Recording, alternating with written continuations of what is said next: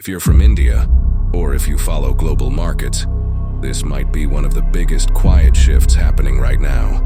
According to a new report from Reuters, India's state-run oil giant has begun paying for Russian oil, not in US dollars, but in Chinese yuan. At first, it sounds like just another trade adjustment, but behind it lies something much larger, a gradual move away from the dollar, a process often called de-dollarization.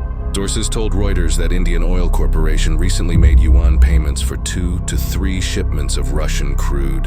In the past, traders had to convert dollars or dirhams into yuan before making payments in rubles, an extra step that added cost and complexity. Now, by paying directly in yuan, Indian buyers can skip that middle step entirely. This might sound like a small detail, but it hints at a global trend. For decades, the US dollar has dominated world trade, especially in energy.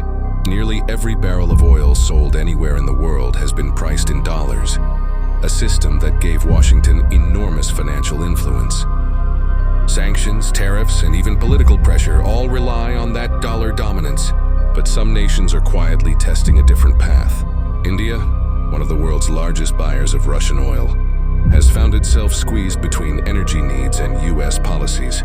Washington has responded with steep tariffs, reportedly totaling up to 50% on Indian goods, because of its continued trade with Moscow. That pressure has pushed New Delhi to explore alternative systems that don't rely on the dollar. At the same time, India and China have shown signs of warming relations. Prime Minister Narendra Modi's recent trip to Beijing, his first in 7 years, hinted at a possible diplomatic thaw between the two neighbors. For China, every trade settled in yuan strengthens its currency's global position. For Russia, it provides a way to keep selling energy despite Western restrictions. And for India, it offers cheaper oil and more flexibility in how it pays for it. This doesn't mean the dollar is in danger of collapse.